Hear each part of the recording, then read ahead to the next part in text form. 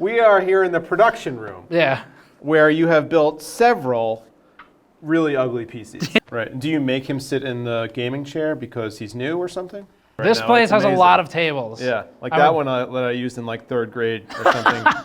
Yeah, you should have seen the way he was talking to his staff before we turned the camera on. It was crazy. Patrick Stone is the only one who can really use that thing over there. The Minisforum PC? No, not the Minis. Well, maybe. Do you have to do a clap sync for these or no? No, it's all in camera. Yeah, okay. We can though. Sure.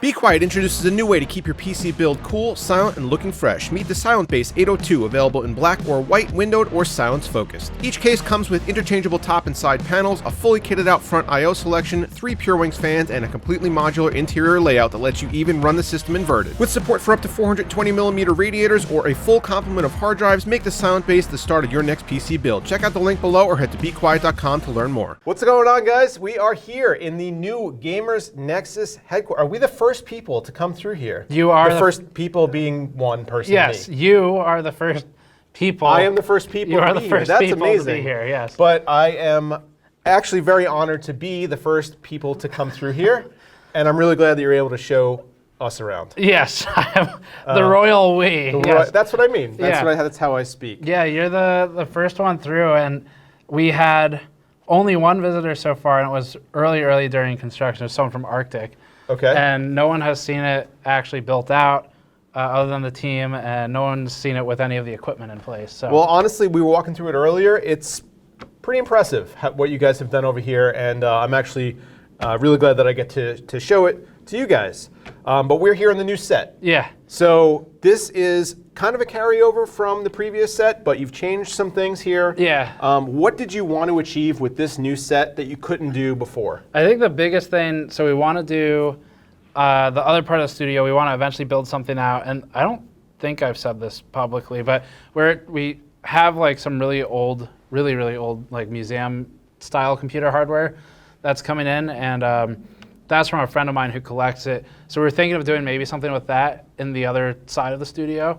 And while we're building that out, we set this up so it can be main A roll and then like live streams over there. Yeah. And it sort of compartmentalizes it, but in a way that's much more accessible than it used to be. Yeah, having been in your old studio and then coming here, I could definitely say that this feels a lot more open and a lot easier to move around in. Yeah. Even more room for like bigger lighting setups and things like that, which I know is something you said that you were focusing on. You wanted to make sure that production quality is high as well.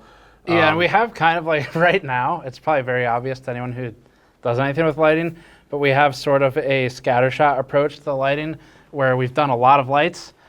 Because we were trying to deal with like shadows that we didn't like, but also like the banding or the rolling shutter issues with our ceiling lights. Yeah, with the fluorescence.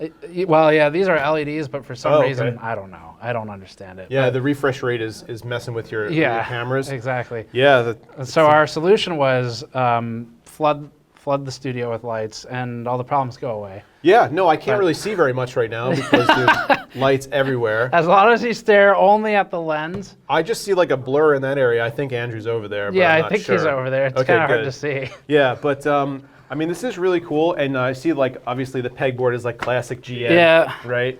Yeah, pegboard, and then we put in this shelf. There's the LN2 tank that just came in that I brought that in specifically for you. For me? Yes. We're doing something with LN2 later, guys. It's actually going to be a lot of fun. Yeah, and we could show that too. So LN2 tank's in now. That's the corner where it'll be. Yep. And then this is like larger projects or live streaming and stuff. Yeah, so this is where we're actually going to do a video over here while I'm down here working on this system, but you'll see that on Steve's channel. So yeah, this like considering like you could walk around, you could even do like a twirl over here if you want to. Whereas the other studio, you'd knock everything over. Yes, so I would not be able to practice for the Olympic ice skating challenge that I was invited to. I know you've been trying for a long time. We are here in the production room. Yeah. Where you have built several really ugly PCs. Yeah. So yeah, you built that one. Well, that's the only good looking one over there. Okay, all right, sure. But these are all editing machines. So you have 1, 2, 3, 4 editing stations. And And how many videos do you guys produce in a week on average? I would like to get us back to 5 being uploaded per week. We fell off pretty hard on the upload schedule with like managing the move and everything. Right. So plus, as you know, it's harder to make videos now because like it used to be really easy to just sort of pick, oh, this GPU seems like people care about it. Yeah, you really have to be very specific with how you're approaching your content and like what people want to be watching right now. Yeah. Yeah, like you could maybe do one GPU review for a new GPU that comes out. You used to be able to get maybe 5, 6 partner reviews Right.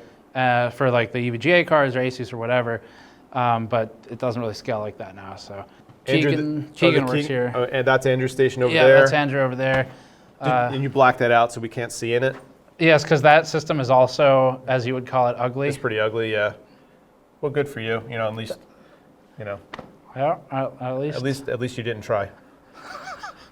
Premiere. We were talking earlier about that and how, like, you know, you'll probably want to do like a final pass on the edits, but like you're handing off a lot of the editing duties now to Andrew and Keegan. Yeah. Yeah. So, I mean, I'm sure you have full faith in their abilities. They're better than me. So yeah, all I have to do is look for like, am I unhappy with the way I presented this statement or whatever? Right. So yeah, that part's not too hard. And then this is built well, as you know, and then the other one. I know that's built well. Oh, okay, all right. So the last office that you guys were in, when I remember when I toured that one, your production office was this. Oh yeah, that's you know? about right. And actually, everybody's desks were cramped together. I mean, obviously this has to make everybody in here just happier overall. I mean, I assume that people are much more satisfied with how things are now. I think there's a lot more room for activities. Yeah. With the twirls. Yeah, like the twirls. Right. And it's easier to sort of like solve problems that are even basic. Like if we need to replace a part on a system, there's enough space now where you don't have to work with the computer on the floor. Right. You can use a table. Right. So, which The Verge has taught us is the first thing you need to build a computer. Is a table. And I didn't even have that because we had filled all of the tables with other stuff. stuff. There are tables all over this place right now. This place it's has amazing. a lot of tables. Yeah, like that one that I used in like 3rd grade or something. So we've come to the interesting section of the yes, of the testing room. Right.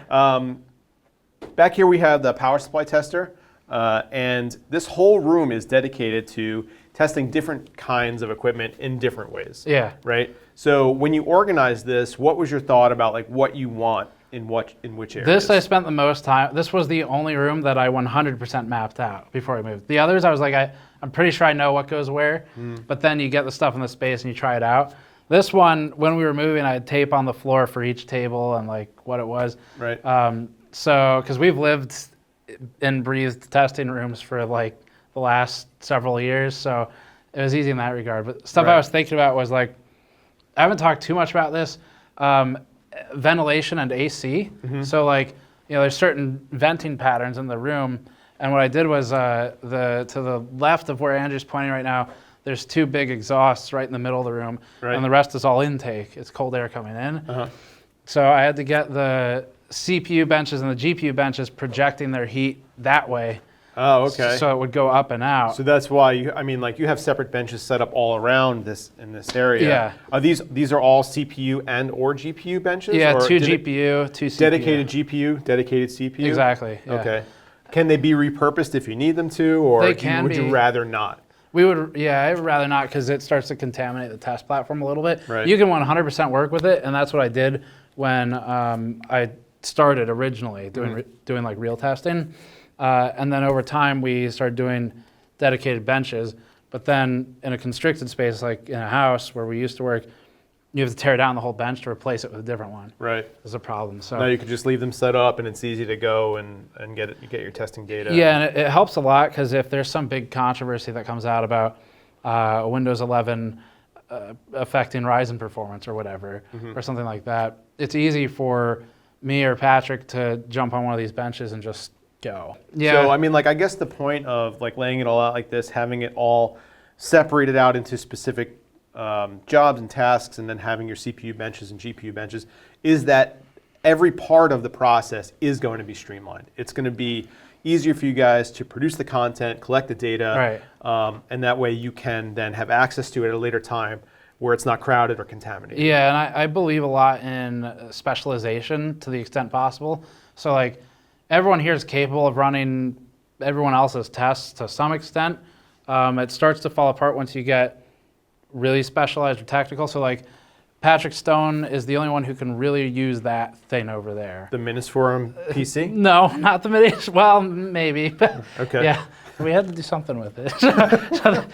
The power supply testing, I'm capable of using it. He wrote a huge standard operating procedure document. So if anyone has to run it, if he's out of town for a week, we can. Right. But it's pretty specialized. So it's really like he kind of manages that stuff. Right. Patrick and I share workload on CPUs and GPUs. Mike does all the cooler stuff. So Is that what this area is for? It's for cooler testing? Exactly, yeah. So he's a cooler technician here, and he does all of the cooler testing and analysis reviews, pressure testing, all that stuff. Yeah, it's pretty, we try to sort of like focus the work that everyone does because then everyone can become an expert in it. Right. Do you make him sit in the gaming chair because he's new or something? Believe it or not, Mike actually requested that chair. No one's going to believe me. He's the only person who likes it. So he actually likes that. And someone's going to comment about the other gaming chairs that were over there a second ago. All the good chairs are in the production room, just to be clear. I just like the stool. I like the stool. It's supposed to be like, it's a hostile work environment. He's making them sit in gaming chairs. Yeah, you should have seen the way he was talking to his staff before we turned the camera on. It was crazy. I did briefly want to mention this. We were walking by this into the other room, and there's all these certificates up here of calibration. What are we calibrating? So yeah, this is stuff like, this is for benchtop power supply. This is for a surface flatness tester. We have one for anti-static surface resistance, so surface resistance testing. This is basically, we'll send tools out for calibration every year, a couple of years, depending on what it is. And it gets certified as being like, yes, it's accurate within a certain range of low, high, and whatever. And that allows us to just make sure that the tools we're working with still work the way we think they do. Right, and you're getting accurate readings. Yeah. That's great. I don't know why I said that. This is sort of the like dumping ground of where we were bringing over all of our old stuff from the set. Yeah, this is all the stuff that used to be behind you on that shelving unit, right? Yes. So all like the extra PCBs and like the old. I mean, that's some older hardware over there too. Yeah. And a lot of it's really cool, but it really piled up on those shelves. I would drop the bike, but I'm worried about hurting the floor. So. Well, that thing would just break anyway. Yeah, so that's already broken. Yeah, so this stuff, it was cool. There's a lot of really neat stuff in here.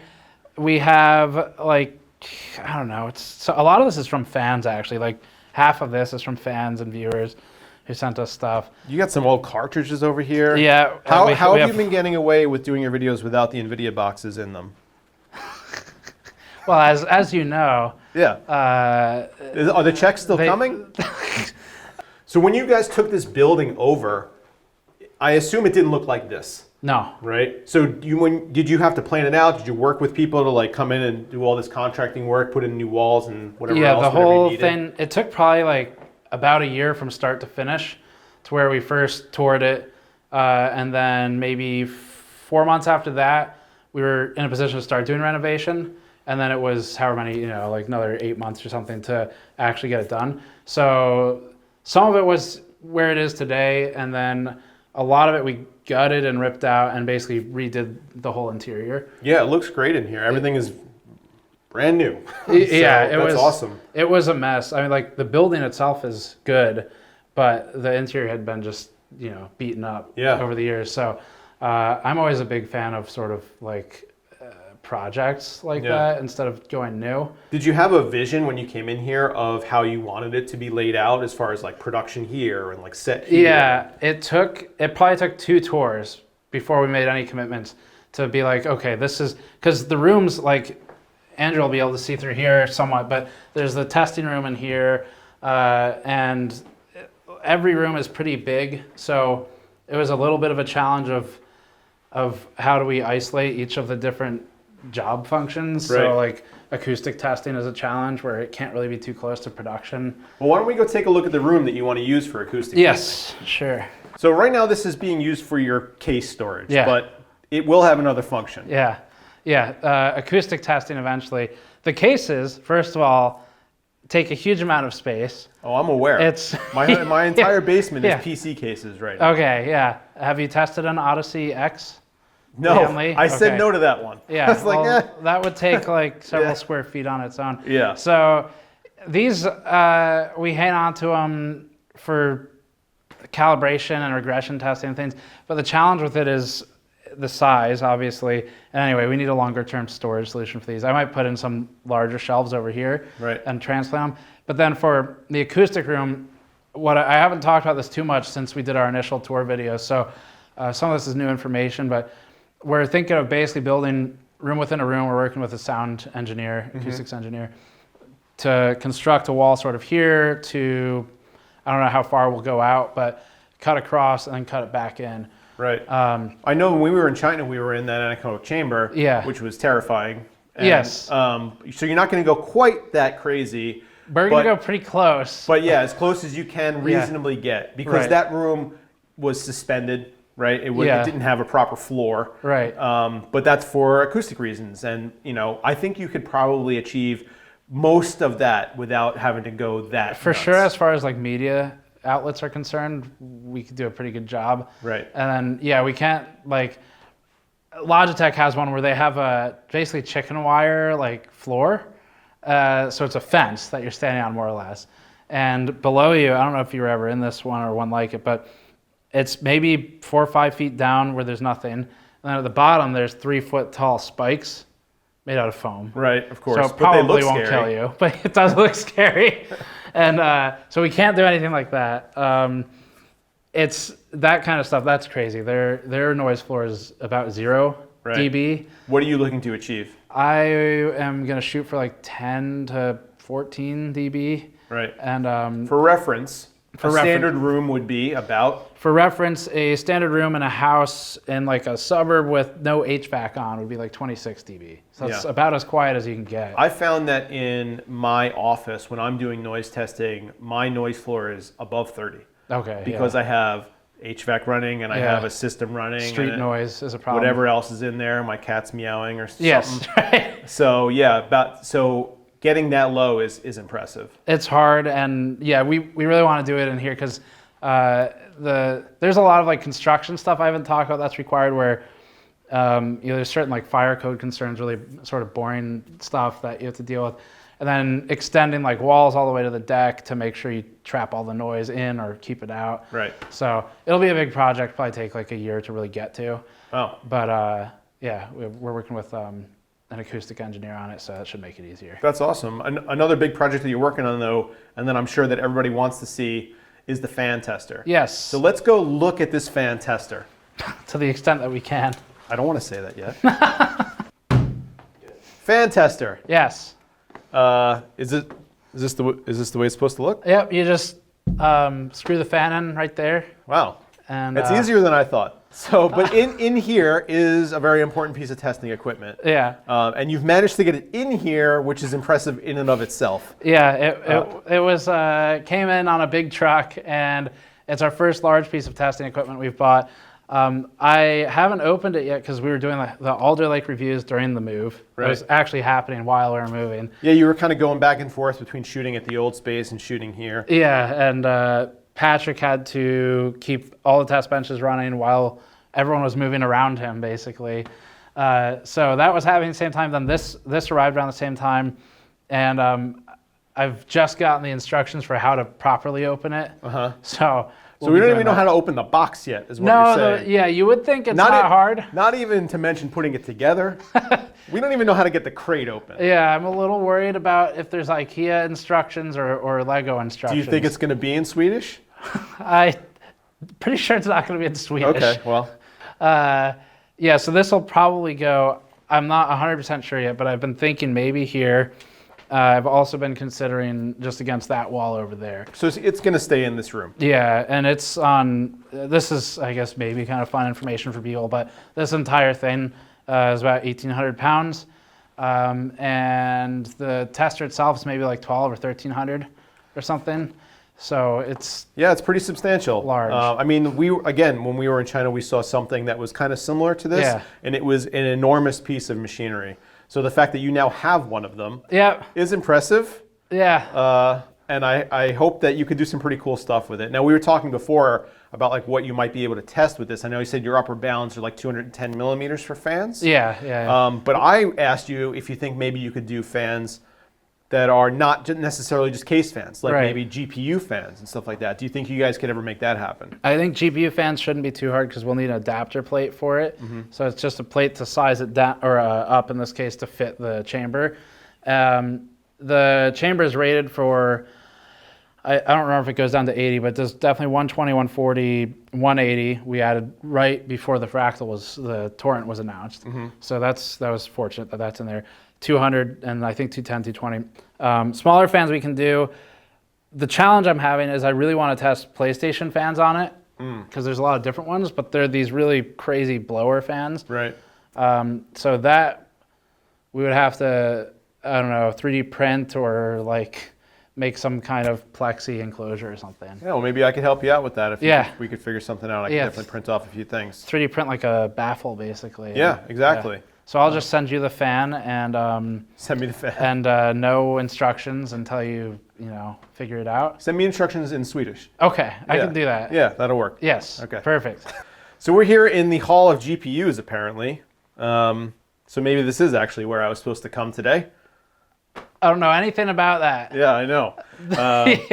Yeah, but you actually have a good amount of space now that you can organize these like by generation or whatever else you need, right? As opposed to being piled on top of each other and stuff. and massive credit to Keegan on our team he was in here for literal days like working on organization. Yeah. And one of the things he did was get sort of 30 series and 20 series and 10 series and stuff separated. Right. So that when we're trying to pull a card for regression testing, when we're doing like, say, 1080 Ti revisit or something, what we used to have to do, and I know this is like not the worst problem in the world, but what we used to have to do is file through GPUs to find it. Yeah. So, again, I'm completely aware of the GPU situation.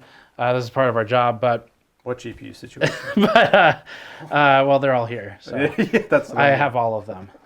But this is the storage room. So you have, obviously motherboards are over here. Yeah. And coolers are back there. Do you plan on needing any additional storage space, or do you think that this is going to be enough for you guys moving forward? I think we're gonna run into problems within the next 6 months. So time to move again. Yeah, time to move. Yeah. I do have more spaces we can store things, and we have some plans. The biggest thing I'm trying to do though is so this was kind of cool with moving everything.